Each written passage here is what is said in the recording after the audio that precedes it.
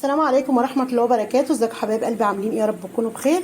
تعالوا النهارده نعمل وصفة جديدة مع بعض. النهارده وصفتنا هتكون كوارع. هنعمل الكوارع النهارده بطريقة سهلة وبسيطة وطريقة جديدة ومختلفة. طبعا اللي ما بيحبهاش بعد ما يشوف الطريقة دي هيحبها طبعا، والبنات المبتدئة طبعا اللي بيكشوا منها او بيقرفوا منها من تنظيفها او اكلها لازم يتعلموها، لان ممكن تكوني انت ما بتاكليهاش بس حد يطلبها منك، ما تتحطيش في موقف محرج اللي انت ما بتعرفيش تعمليها. هقول لك طريقه سهله وبسيطه هتستفادي منها جدا ومش هتبطلي تعمليها بعد كده. مكوناتي الاول يا حبايبي، انا معايا كوارع اللي هي الكوارع العجالي الصغيره، يعني الحجم الكرع بيبقى كده. انا جايبه 2 اهو، تمام. ده عجالي صغير. في برضو غير الجاموسي اللي هي بتبقى الكرع كله كبير اللي بتغيب في السوايه. انا لقيت دي كويسه كده النهارده، وقال لي الجزار انها تستوى بسرعه، وطبعا بتبقى خفيفه بقى على المعده ومش سمينه قوي ولا فيها دهون كتير ولا كده زي الكوارع اللي هي الجاموسي، تمام. طبعا جبتها دعكتها بملح خشن الاول، وسبتها في الملح كده حوالي ربع ساعه، ودعكتها برضو بدقيق، وبعد كده غسلتها ونقعتها بقى بدقيق تاني وجنزبيل وليمون وخل، وما حطيتش ملح تاني، وسبتها في الميه حبه كويسين كده. وبعد نص ساعه طلعتها من كل الحاجات ديت، غسلتها تحت الحنفيه اهي زي ما انتم شايفينها كده زي الفل. وبرده عصرت لها ليمونه وبقت زي الفل معايا كده، ما فيهاش اي حاجه، والزفره كلها اتشالت منها، تمام. ودي الكوارع بتاعتي. مكونات النهارده بقى عشان نعمل شوربه حلوه، احنا هنعمل شوربه كوارع مش هنعمل حاجه تانية، تمام.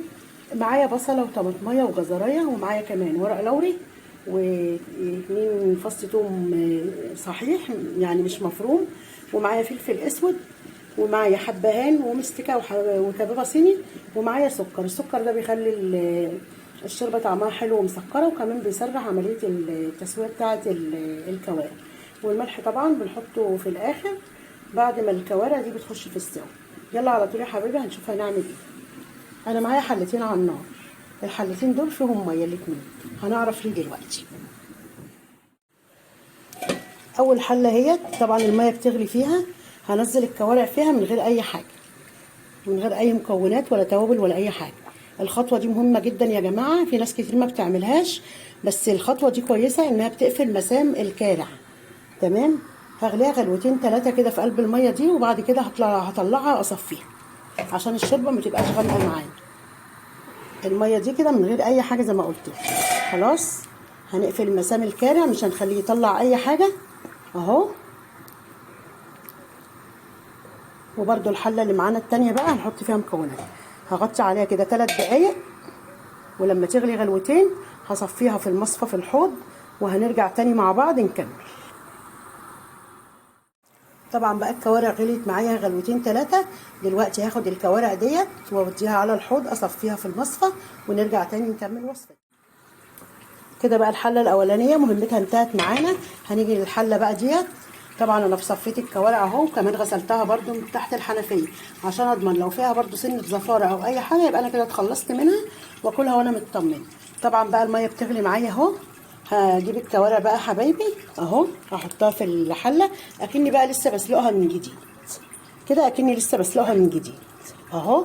هنزلها بقى في ميه مغليه نضيفه تانية، وانزل عليها بقى دلوقتي بالمكونات بتاعتي اللي انا قلت لكم عليها: ورق لوري، فلفل اسود، معلقه سكر، فصين ثوم صحيح، حبهان، مستكه، كبابه صيني. دي مكوناتي اهو، تمام. وهنزل كمان ببصلتين وطماطميه وجزر. طبعا بقى هتديكوا شوربه تحفه، مش عايزه اقول لكم على جمالها حبايبي. طبعا بقى هقلبها تقليبه مع الحاجات ديت اهو زي ما احنا شايفين كده. طبعا الجزر بقى مع السكر مع الطماطم بيدوا طعم مسكر جدا مع الشوربه على اي حاجه، مش شرط الكوارع بس اهو يا حبايبي، تمام. هسيبها بقى كده تستوى براحتها جدا. وطبعا الكوارع العجالي الصغيره دي ما تتكيش عليها في السوا ايوه، او ما تنساهاش على البوتاجاز، لان هي ما بتاخدش سوا الكوارع الجاموسي. طبعا لما تيجي تجيب الكوارع تجيب اللي هم الاماميين، الرجول اللي هي القدامانيه دي بتبقى فيها لحم كتير وبتبقى طعمها حلو جدا، غير الخلفيه بتبقى ما فيهاش لحم وبتبقى معضمه كده. طبعا تطلبوا من الجزار قولوا له عايزه الرجلين الاماميين، تمام. وتحط لها بقى الشوربه وتظبطيها كده، هتديكي طعم رائع جدا. طبعا دلوقتي هغطي عليها واسيبها بقى تستوي براحتها، وبعد ما تستوي هنرجع مع بعض بقى نشوف الشوربه بتاعتنا شكلها ايه، ولو عايزين نعمل بقى تكه فيها في الكوارع نفسها نعمل بقى اي حاجه احنا عاوزينها. هنسيبها بس تستوي ونرجع مع بعض تاني نكمل. كده خلاص الكوارع استوت معايا خالص اهيت، طبعا ما خدتش سوا كتير زي الكوارع اللي هي الجاموسي. تمام اهيت. طبعا طلعتها من الشوربه بقى، هنعمل لها تكه صغيره كده تدي طعم جميل جدا، حتى لو انت بتقرفي منها او ما بتحبهاش هتلاقيها طعمها جميل جدا. انا هجيب معلقه صلصه يا حبايبي وهفكها بشويه ميه صغيرين، واحط عليها برده حوالي معلقتين زيت كده اهو، وطبعا هحط لها شويه ملح وفلفل كده صغيرين برده. احنا كده ظابطين ملحها اصلا، ده عشان الصلصه اللي على الوش. خلاص حبه فلفل بقى برضو على الصلصه اهو، ونقلبهم تقليبه مع بعض. طبعا يا جماعه الاذواق بتختلف من حد لحد، يعني ممكن ما يكونش حد بيحمرها كده، لا جربوا الطريقه دي جميله هتعجبكم جدا والله. وهتبقى طعمها كمان حلو ومسكره. خلاص كده انا حطيت الملح والفلفل على الصلصه والزيت. اجيب بقى الكوارع بتاعتي وانقلها بقى في صينيه كده مدهونه زيت، برضو دهنتها برضو دهنه زيت كده عشان ما تلزقش اهو. هنزل بقى الكوارع بتاعتي كده رصها زي ما احنا شايفين كده، وبعدين بقى ادهنهم بالصلصه كده. طبعا بقى احنا عاملين الفته مع بعض قبل كده مرتين تلاتة، وانتوا طبعا عارفين الفته بتتعمل ازاي والصلصه بتاعتها.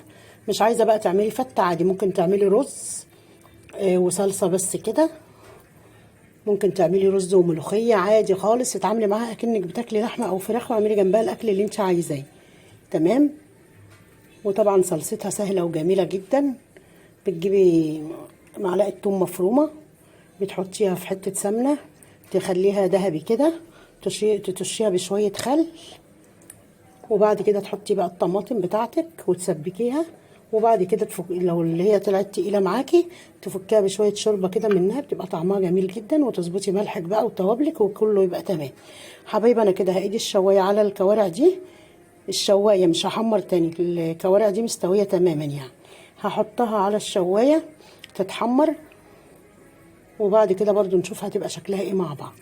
وزي ما قلت لكم طبعا الفته بقى عندكم في فيديوهات قديمه لو حابه تعملي يعني، عشان ما اطولش عليكم الفيديو ويبقى خفيف. استنوني هرجع لكم تاني بعد ما اخرجها من الفرن.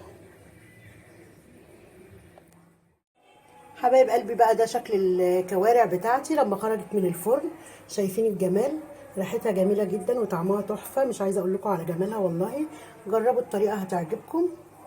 وطبعا يا حبايب قلبي بقى لو الوصفه بتاعتي عجبتكم اشتركوا في القناه وفعلوا زر الجرس عشان يوصلكم كل جديد، وما تنسوش اللايك يا حبايب قلبي. وشكرا لكم والسلام عليكم، باي باي.